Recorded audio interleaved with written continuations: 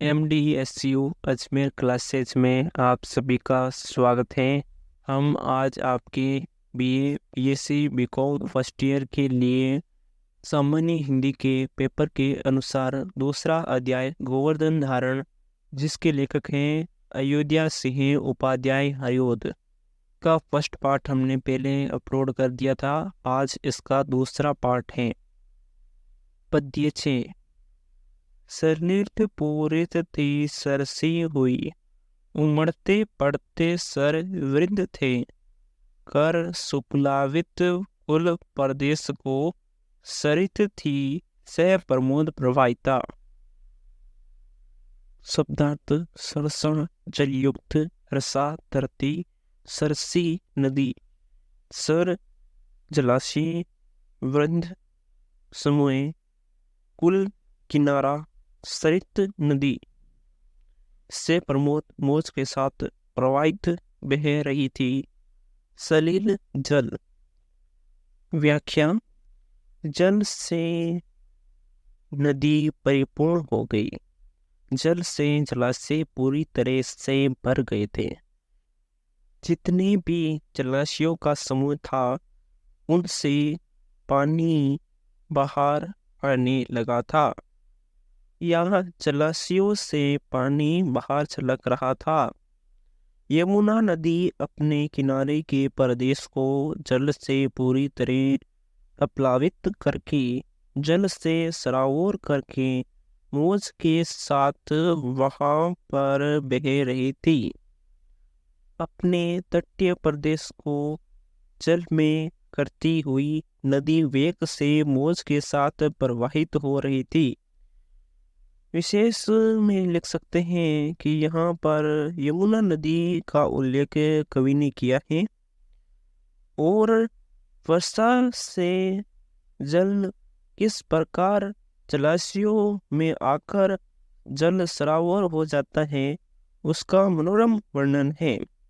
शब्दावली तत्सम प्रदान है और साथ ही अनुप्रास अलंकार का यहाँ पर प्रयोग हुआ है और तत्समनिष्ठ शब्दावली का प्रयोग यहाँ पर किया गया है।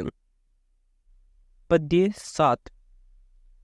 वसुमती पर थी अति शोभिता, नवल कोमल श्याम तृणावली, नयन रंजनता मर्दो मूर्ति थी, अनुपमा तरु राजी हरितिमा। शब्दार्थ: श्याम तृणावली, हरियाली, वसुमती धरती या पृथ्वी, अति शोभित सुंदर, नयन रंजनता नेत्रों की आनंदित करने वाली, और तरु वृक्ष राजी सुशोभित होने वाली, हरितिमा हरियाली, मृदु मूर्ति यानी प्रिय मूर्ति।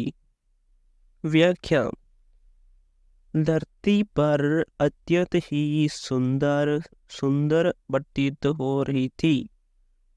इस वर्षा ऋतु में हरियाली कोमल और नवीन हरियाली हर ओर छाई हुई थी और अत्यंत ही सुंदर शोभायमान हो रही थी। प्रिय मूर्ति के समान जो वृक्षों पर छाई हुई जो हरियाली थी, वो नयनों को सुखद करने वाली या बहुत आनंद आकृति की वो वृक्षावली लग रही थी। कवि का कहने का भावार्थ ये है कि वर्षा ऋतु में जो संपूर्ण जो प्राकृतिक परिवेश है, उसमें नवीन हरियाली है और वह सर्वत्र सभी जगह छाई हुई है। विशेष प्राकृतिक वातावरण का अंकन किया गया है। नवल कोमल श्याम तृणावली, यह समासिक भाषा का प्रयोग किया गया है और अनुप्रास अलंकार है। शब्दावली तत्सम प्रदान है। खेलने लगे मर्दू मंद समीर के, सलिल बिंदु गिरे सूठी अंक से, मन रहे किसका ने विमोते, जल धुले दल पादप पुंज के। पद्य 8। शब्दार्थ: मृदु कोमल, समीर हवा, सूठी श्रेष्ठ, अंक गोद, दल पत्ते, मंद धीरे धीरे, पुंज गुच्छे, विमोते मोहित करना। व्याख्या: गोप उद्धव को कहते हैं कि वर्षा प्रारंभ होने से और ब्रज धरा पर मृदु मंद हवा बहने से या कोमल धीरे धीरे हवा चलने से हरे भरे पेड़ हिलने लगे और उन पेड़ों के हिलने से उनकी श्रेष्ठ गोद से या उनके मध्य से पानी की बूंदें गिरने लगी। और तो इस प्रकार वर्षा ऋतु में पादपों के समूह में जो पत्ते वर्षा के जल से धुलकर नए हो रहे थे, वह किसको मन को नहीं मोहते, अर्थात जल से धुले हुए नए वृक्षों के पत्तों के गुच्छे सभी का मन मोहित करते हैं। उनकी शोभा सभी को मोहित कर रही थी। विशेष यहाँ अनुप्रास अलंकार है, तत्सम प्रधान शब्दावली यहाँ पर देखा जा सकता है और सामाजिक शब्दावली का प्रयोग यहाँ परियोद ने किया है। पद्य 9। विपुल मोर लिए बहु मोरनी, विहरते सुख से सह विनोद थे, मरकोतपम पुंज प्रभाव से मणिमयी कर कानन कुंज को। शब्दार्थ: विपुल अधिक सह विनोद प्रसन्नता के साथ, विहरते विचरण, मरकोतोपम मरकत मणि के समान, कानन जंगल, कुंज बगीचा। व्याख्या: इस वर्षा ऋतु सुखद पूर्वक विनोद पूर्वक विचरण कर रहे थे। यहाँ पर वर्षा काल अनेक मोर बहुत मोरनियों के साथ सुख से और सह विनोद से अर्थात प्रसन्नता से विचरण कर रहे थे। मोर जो है वर्षा काल में प्रसन्नता पूर्वक विचरण करता है और इस बात का यहाँ उल्लेख किया जा रहा है। हरे रंग की मणि मरकत मणि के समान जो है उसकी पूंछों का प्रभाव उस जंगल में हो रहा है। बहुत अधिक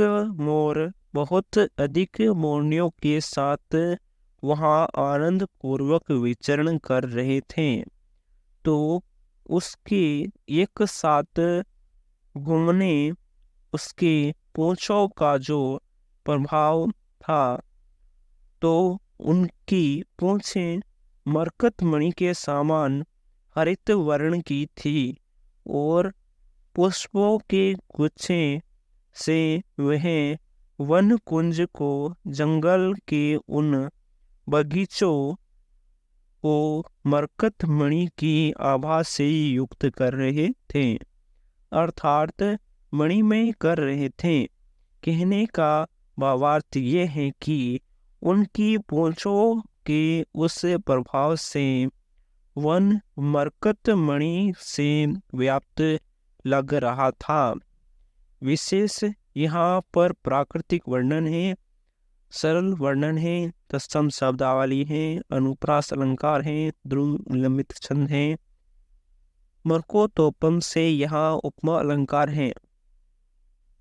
बन परमत समान पपीहरा, उलक के उठता कह पी कहा, लख वसंत विमोहक मंजुता, उमंग कूक रहा पीक पुंज था।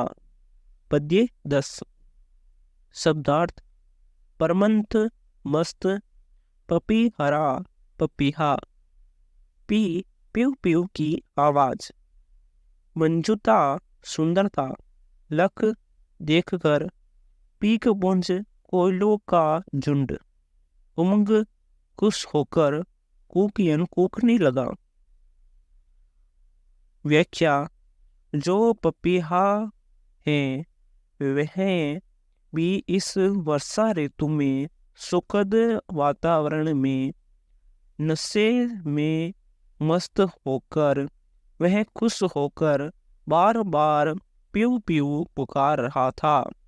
वसंत के समान मनमोहक सुंदरता को देखकर या प्रकृति को देखकर कोयलों का जो समूह है वो भी वहां पर उमड़ कर प्रसन्न होकर बढ़ चढ़कर कूकने लगा। खुश होकर कोयलों का जो झुंड है वह भी कूकने लगा था। विशेष में लिखेंगे अनुप्रास अलंकार हैं, मानवीय कर्ण अलंकार हैं और रूपक अलंकार हैं। धन्यवाद।